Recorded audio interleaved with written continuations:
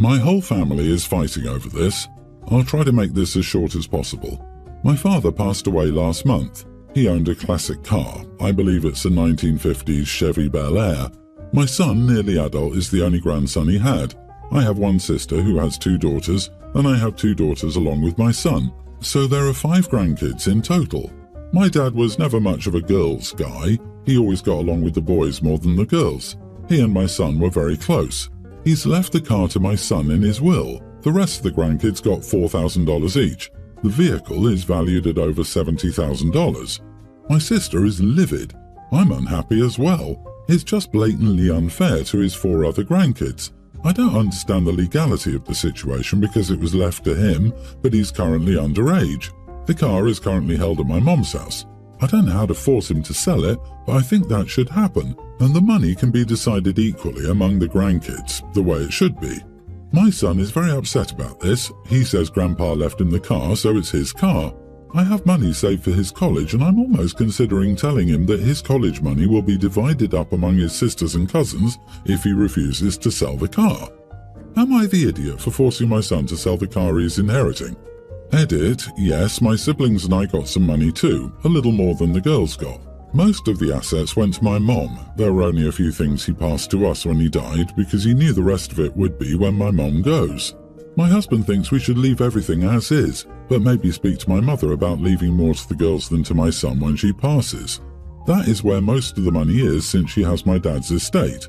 I've been worked up because my sister and her husband are extremely mad and talking my ear off about this. My girls, the oldest is set to get married this year, are also very unhappy. It's blatantly unfair to the other grandkids. My daughters asked why Grandpa didn't love them as much as their brother. Lady, you're asking the wrong question here. You need to ask yourself whether you intend to honor your father's last wishes about his property or not. It seems unfair, but forcing him to sell it would damage your relationship with your son. Is it worth doing that?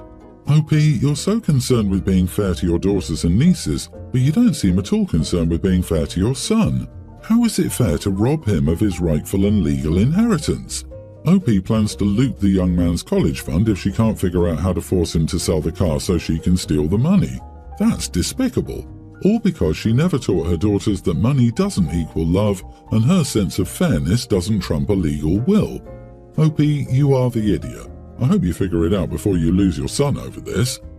Yep, this is disgusting. The grandma can leave a more significant portion of the inheritance to granddaughters. Soon this poor young man will be posting, "Am I the idiot for going no contact on my mother, who puts the mother in smother because she bullied me into selling what my beloved grandpa gave me and or stole my college funds, and also going low contact on the 4 young ladies who gladly partook in this against me, taking what was mine for themselves." Holy crap, why do you hate your only son so much? OP, you can give his college money to fund his sister's wedding or whatever, and it will be just the same as stealing his car. If you do it, you won't be in his life anymore. This is not about money, this is his remembrance of the granddad he loved and was close with. He made an effort to spend time with Grandpa, but the girls did not. So let him keep Grandpa's last gift, or lose your son. This is not about money, and he will never forgive you. My daughter, let's call her Sophie, used to be best friends with Kat. They used to be best friends in elementary school, but ever since middle school they've started to grow apart. The school splits the kids in advance and it's normal for math and science. All other classes are still together. My daughter was placed in advance and Kat was placed in normal. No big deal, they still see each other in school. They were still close friends until group projects. There have been multiple group projects and kids get to pick their partners. Kat and Sophie usually work together, which is when issues start. Sophie would get frustrated that the work Kat did wasn't correct. I told her to turn it in without fixing it, and she got a bad grade on that assignment. After that, Sophie went through a period of fixing stuff. After a while, I told her to stop doing group projects with her, so they stopped doing projects together, and the friendship blew up. So they're not friends anymore. It's Sophie's birthday and invites were sent out. Kat wasn't on the invite list my daughter made. I got a call from her mom asking why she wasn't invited. I informed her they aren't really friends anymore. She said to invite her anyway since this is just a spat. I told her the people invited were people my daughter wanted at the event. This went on for a while and it came to why they weren't friends anymore. I said it was due to both girls' intelligence levels, and I tried explaining the group project issue. She angrily accused me of calling her kid dumb. I never said that. She called me a jerk. Edit. I told her they weren't friends anymore, but she kept asking why. That's why I brought up the issue of why they aren't friends anymore. I wasn't going to lie. Also, she should already know why that friendship blew up. The kids were arguing about it constantly for a while. You are the idiot, and in such a way that I worry the universe might collapse around you. First, intelligence isn't a thing the way you think. There was a real opportunity to teach her to respond with compassion and humility, which would have given her valuable characteristics and lessons about relating to other people in school and the workplace. Instead, she will really struggle if she repeats this. Go look up the process approach to learning and ask yourself if you're setting her up to learn or to stop learning as soon as she feels she's better than someone else. Hard disagree. How is it wrong for the daughter not to want to work with someone who's messing up her group project, leaving her with more work? There's nothing wrong with her picking another group to work with. It isn't rude. She isn't entitled to work with the other girl, and it's normal for middle schoolers to grow apart. It's probably good that they don't do school projects together anymore. The only idiot here is OP for calling the kids stupid, a really immature response from an adult. I said it was due to both girls' intelligence levels. Oof, how can you even type that out and still wonder if you're the idiot? Learn some tact, for crying out loud. You are the idiot. You called her kid dumb without calling her kid dumb. All you had to do was say, as far as you know they aren't friends anymore, that they started having a downfall over group projects and have just drifted apart. My mother-in-law is 64. My husband and I are both 30 and so I didn't let her hold her again until she was a few months old. Same damn thing. As soon as she could hold my daughter again, she started flinging her around in the same position. I immediately take her back and say, obviously you haven't learned your lesson. I told you that you weren't to hold my daughter like that. I don't find it funny that she's screaming while you're flinging her around and not supporting her body at all. I told her and my husband she's not holding my daughter again until she stops disrespecting me. My husband was angry. However, he didn't say anything because he gets it and see why it sketches me out, but is still bothered that his mom is alienated. I told him she would get another opportunity when she learned to respect me. He agrees. Well, she's been coming over often and I figured I would give it another shot because she's been good and it's been 2 months since the last incident. She takes the baby, but immediately flings her in the downward position while aggressively getting her neck with no support to her head or anything. Again, my daughter starts screaming and flailing her arms out in a startle reflex. Mother-in-law again starts laughing and saying, "Oh, such a scared baby, it's 'cause Mama doesn't play with you." I took my baby from her arms, told her to leave, and said she would not be holding her ever again. She asked why, and I said it was because she once again was being disrespectful and laughing at my daughter being scared because she refused to stop being so damn aggressive with her. She turns to my husband and says, "Screw this, I won't be coming around anymore," and leaves. My husband is angry at me right now.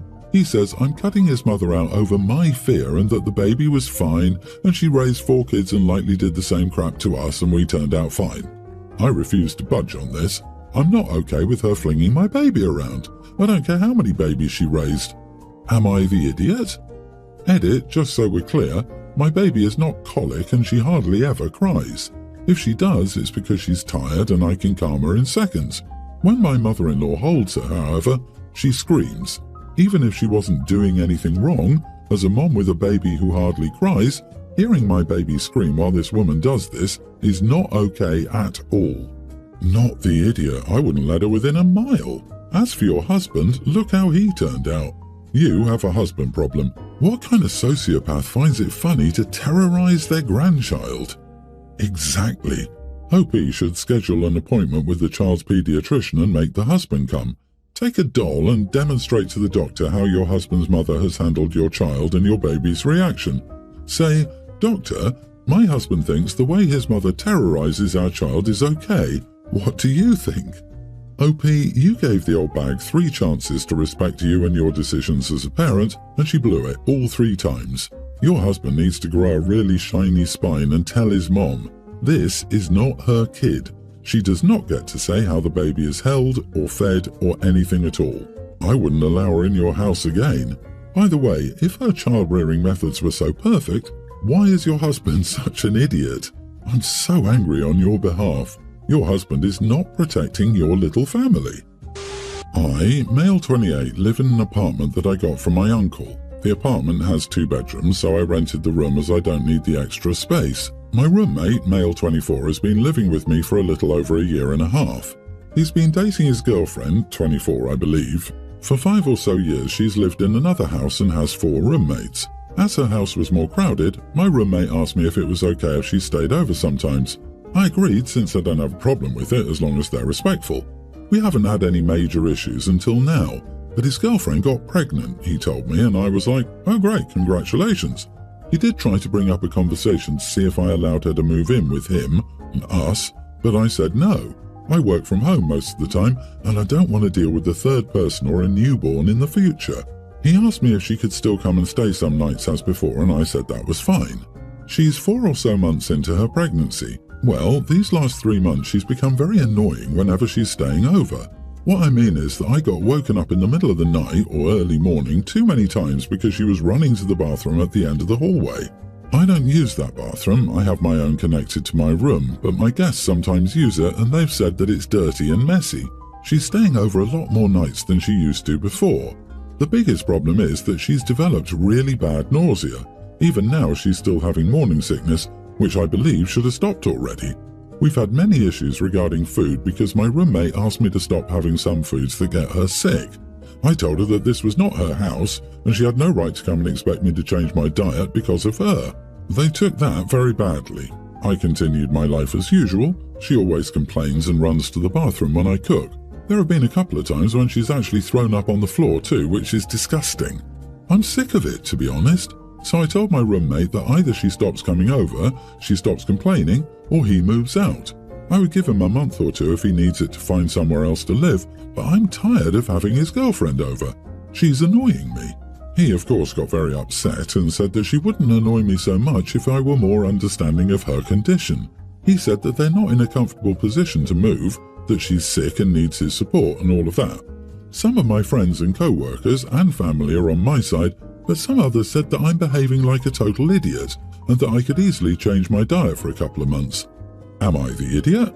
Not the idiot. She doesn't live there and you've made it clear you don't want an infant in the house since you work from home. While you might be a little more accommodating while she's there, your roommate and his girlfriend need to move into their own space to prepare for a baby. They chose to get pregnant and stay pregnant, so they need to adult up and prepare for bringing another life into this world they will need to support.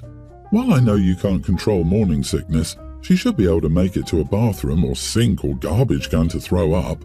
I've never had a guest do it on my floor multiple times. It would be better if she did that at her own place, which she is paying for. Oh, and everyone telling him to accommodate his roommate's girlfriend is more than welcome to do so themselves. Dude, consult a lawyer.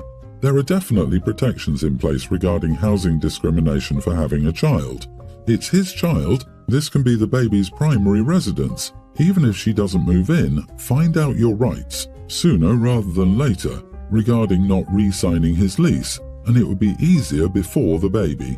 Evict him now so that's not an issue, or roll the dice and take your chances, but then be ready to take what's coming to you.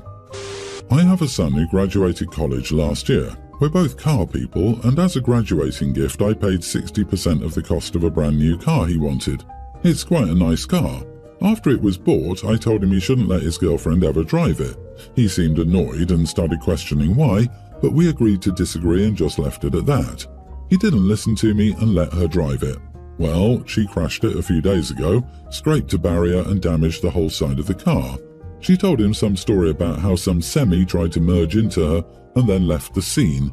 I again told him it wasn't a good idea to let her drive it and told him to stop allowing her to do so. He got upset and called me an idiot and said he would still allow her. I paid 60% of the cost of the car. I don't allow non-car people to drive my nicer cars. My wife and daughter aren't allowed to touch my cars, and it's always been this way since they're the type to not care about cars besides going from point A to B. I've been a passenger in their cars and don't trust their driving. I rarely allow my wife to drive when we go to places together. Am I the idiot for telling my son he shouldn't allow his girlfriend to drive his car? You are the idiot. You're weirdly controlling and also come off as a misogynistic idiot. If your son got into a car accident, would you call his accounting some story? Maybe you're not misogynistic, maybe you're just super judgy of all non-car people, but that alone still makes you an idiot. You're also an idiot because you're trying to attach strings to what was supposed to be a gift.